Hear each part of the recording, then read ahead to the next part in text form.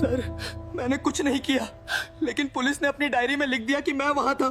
अब मेरा करियर खत्म, मुझे कोई नौकरी नहीं देगा। सामने वाले ने थाने में पैसे खिला दिए और दरोगा जी ने रातों रात पूरा केस पलट दिया। अब कोर्ट में जज मेरी सुनेंगे या उस पुलिस वाले की? वकील साहब कहते हैं कि सच से फर्क नहीं पड़ता, फर्क इससे पड़ता है कि पुलिस ने इस केस डायरी में क्या लिख दिया है।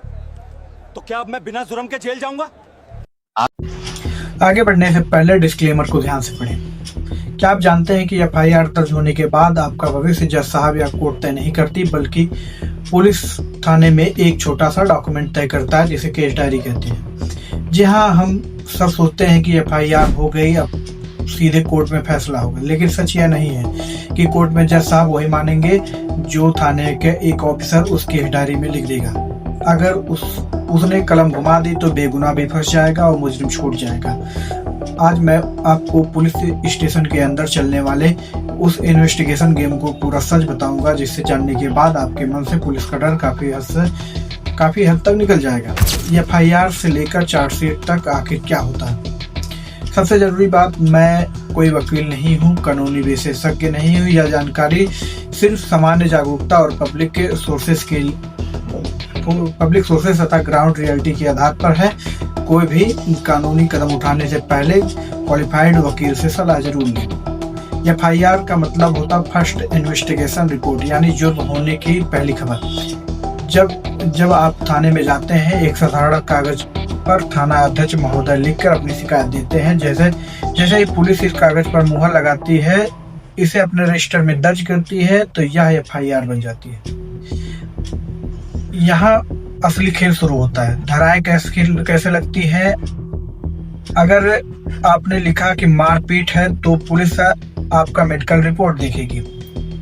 अगर सिर्फ खरोच है, छोटी धारा लगेगी, लेकिन अगर खून निकलेगा तो टांके आएंगे तो 307 यानी हत्या की धारा लगेगी। धारा 307 का मतलब होता है हत्या की कोशिश करना। पुलिस कह सकती है कि इतनी जोर से मारा कि वह मर भी सकता था, लेकिन याद रखिए एफआईआर से शुरुआत है। एफआईआर होते ही एक खास अधिकारी एक्टिव होता है, यानी आईओ का मतलब होता है इन्वेस्टिगेशन ऑफिसर। यही आईओ जांच की दिशा तय करता है। थाने का बहुत बड़ा ऑफिसर नहीं होता है, आमतौर पर सब इंस्पेक्टर या एसआई होता है, लेकिन इस केस के लिए उसकी भूमिका सबसे महत्वपूर्ण होती है। उसी की रिपोर्ट कोर्ट में मजबूती पेश की जाती है। आईओ के पास वही जानकारी जांच करने की एक समय सीमा होती है। गंभीर मामलों में आमतौर पर 60 से 90 दिन के अंदर चार्जशीट फाइल करने की कोशिश की जाती है। इन दिनों में एक किताब लिखता है, केस डायरी जिसे कहते हैं। इस डायरी पर कोर्ट काफी हद तक भरोसा करता है। आईओ इसमें दिन प्रतिदिन लिखता है कि 10 तारीख को घटनास्थल पर 12 तारीख को गवाहों से मिला, 15 तारीख को आरोपी को ढूंढा, लेकिन वह फरार था। यही पर लोग गलती करते हैं। एफआईआर कराकर घर बैठ जाते हैं। उन्हें लगता है कि पुलिस अपना काम कर रही है, लेकिन पुलिस के पास एक ही काम नहीं, सैकड़ों केस होते हैं। अगर आईओ पक्षपाती हो जाए या गलत प्रभाव में आ जाए तो केस डायरी में ऐसी बातें लिख सकता है जो आपके खिलाफ हो जाती है। जांच के बाद आईओ एक फाइनल रिपोर्ट बनाता है। इसे चार्जशीट कहते हैं। चार्जशीट मतलब आरोपों का आधिकारिक सूची। जब तक चार्जशीट नहीं बनती तब तक आपके पास मौका है। आप आईओ से मिल सकते हैं, सबूत दे सकते हैं, एसपी के पास जा सकते हैं, लेकिन एक बार चार्जशीट कोर्ट में दाखिल हो गई तो पुलिस का रोल काफी हद तक खत्म हो जाता है। अब मामला कोर्ट का हो जाता है, तारीखें पड़ेंगी, वकील बहस करेंगे और केस लंबा चलेगा। एफआईआर में जो धाराएं थी, जरूरी नहीं है कि वही चार्जशीट में भी लिखी। आईओ चाहे तो 307 हटाकर 323 मामूली मारपीट कर सकता है, या 323 को बढ़ाकर 307 कर सकता है। यह सब कुछ केस डायरी में दर्ज सबूतों पर निर्भर करता है। इसलिए चार्जशीट फाइल होने से पहले सक्रिय रहिए। अगर आप पर झूठा केस हो जाए तो घबराइए मत।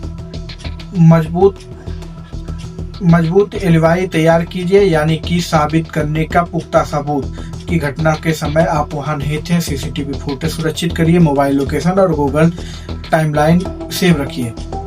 ऑफिस या कॉलेज के अटेंडेंस शीट रखिए, गवाहों के बयान तैयार रखिए, और यह सब चार्जशीट फाइल होने से पहले आईओ को दीजिए और रिसीविंग जरूर लीजिए। अगर आईओ आपकी बात नहीं सुन रहे हैं तो सीधे एसपी के पास लिखित शिकायत दीजिए। अगर वहां भी सुनवाई नहीं होती है तो उच्च अधिकारी को लिख सकते हैं और री इन्वेस्टिगेशन की मांग कर सकते हैं, यानी कि दोबारा इन्वेस्टिगेशन की मांग कर सकते हैं आप एसपी को लिखित एप्लीकेशन देकर। अगर पुलिस एफआईआर दर्ज नहीं करे तो आप कोर्ट जा सकते हैं और अदालत पुलिस को आदेश दे सकती है एफआईआर लिखी जाए और जांच हो। याद रखिए, कानून आपकी ढाल है, डरे नहीं, जानकारी रखें। चार्जशीट बनने से पहले जितनी तैयारी कर सकते हैं कर लीजिए। एक बार मामला कोर्ट में चला गया तो वह काफी हद तक आपसे हाथ से निकल जाएगा। कानून को समझिए, जागरूक रहिए और सही समय पर सही कदम उठाइए।